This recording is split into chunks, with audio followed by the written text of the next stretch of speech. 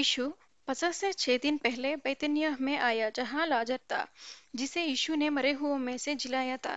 वहां उन्होंने उसके लिए भोजन तैयार किया और मार्था सेवा कर रही थी और लाजर उनमें से एक था जो उसके साथ भोजन करने के लिए बैठे थे। तब मरियम ने जटामांसी का आधा सेर बहुमूल्य इत्र लेकर यीशु के पांवों पर डाला और अपने बालों से उसके पांव पोंछे, और इत्र की सुगंध से घर सुगंधित हो गया। परंतु उसके चेलों में से यहूदा इस्करियोती नामक एक चेला, जो उसे पकड़वाने पर था, कहने लगा, यह इत्र 300 देनार में बेचकर कंगालों को क्यों न दिया गया। उसने यह बात इसलिए नहीं कही कि उसे कंगालों की चिंता थी, परंतु इसलिए कि वह चोर था और उसके पास उनकी थैली रहती थी और उसमें जो कुछ डाला जाता था वह निकाल लेता था। यीशु ने कहा, उसे रहने दे, उसे यह मेरे गाड़े जाने की दिन के लिए रखने दो, क्योंकि कंगाल तो तुम्हारे साथ सदा रहते हैं, परंतु मैं तुम्हारे साथ सदा नहीं रहूंगा। जब यहूदियों की बड़ी भीड़ जान गई कि वह वहां है, तो वे न केवल यीशु के कारण आए, परंतु इसलिए भी कि लाजर को देखे जिसे उसने मरे हुओं में से जिलाया था। तब प्रधान याजकों ने लाजर को भी मार डालने का षड्यंत्र रचा, क्योंकि उसके कारण बहुत से यहूदी चले गए और यीशु पर विश्वास किया। दूसरे दिन बहुत से लोगों ने, जो पर्व में आए थे, यह सुना कि यीशु यरूशलेम में आ रहा है, इसलिए उन्होंने खजूर की डालियां ली और उससे भेंट करने को निकले और पुकारने लगे, होशाना, धन्य इज़राइल का राजा जो प्रभु के नाम से आता है। जब यीशु को गदहे का एक बच्चा मिला, तो वह उस पर बैठा गया, जैसा लिखा है,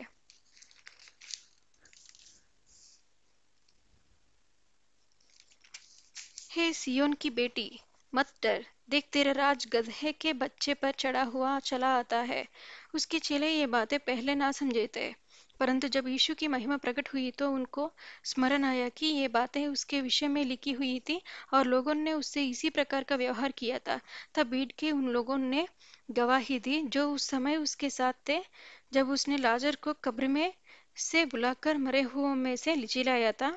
इसी कारण लोग उससे भेंट करने को आए थे, क्योंकि उन्होंने सुना था कि उसने यह आश्चर्य कर्म दिखाया है। तब फरीसियों ने आपस में कहा, सोचो तो सही कि तुमसे कुछ नहीं बन पड़ता। देखो, संसार उसके पीछे हो चला है। जो लोगों जो लोग उस पर्व में आराधन करने आए थे, उनमें से कुछ यूनानी थे।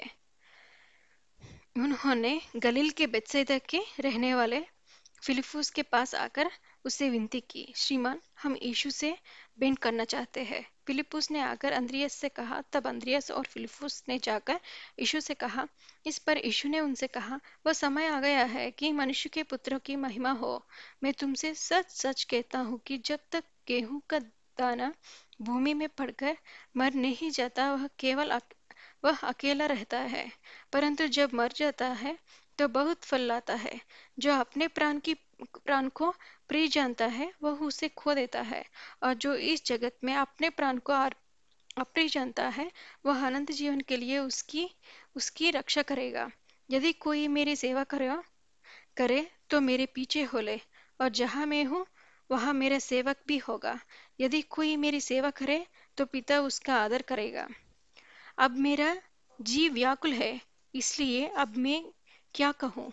हे पिता, मुझे इस घड़ी से बचा। नहीं, क्योंकि मैं इसी कारण इस घड़ी को पहुंचा हूँ।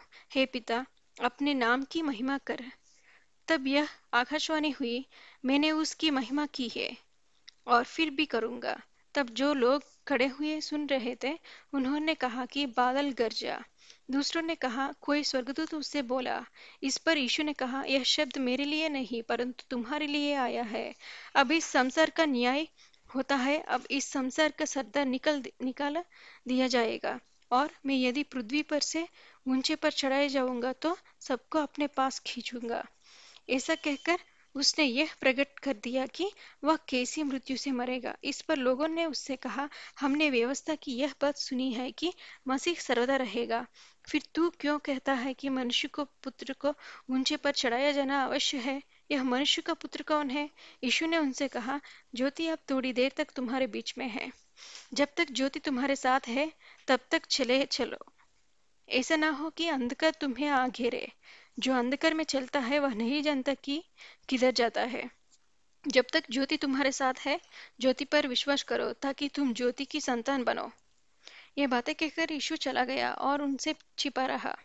उसने उनके सामने इतने चिन्ह दिखाए, तो भी उन्होंने उस पर विश्वास ना किया, ताकि यशायाह भविष्यद्वक्ता का वचन पूरा हो जो उसने कहा, हे प्रभु, हमारे समाचार का किसने विश्वास किया है और प्रभु का भुजबल किस पर प्रकट हुआ है।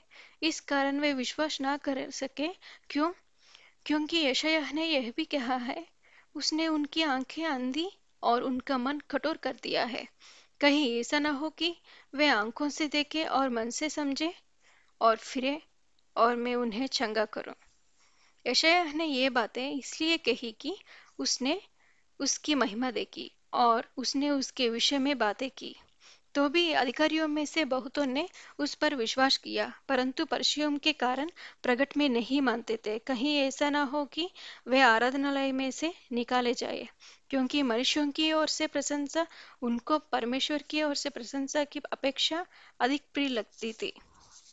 यीशु ने पुकार कर कहा, जो मुझ पर विश्वास करता है वह मुझ पर नहीं वरन मेरे भेजने वाले पर विश्वास करता है, और जो मुझे देखता है वह मेरे भेजने वाले को देखता है। मैं जगत में ज्योति होकर आया हूँ, ताकि जो कोई मुझ पर विश्वास करे वह अंधकार में ना रहे।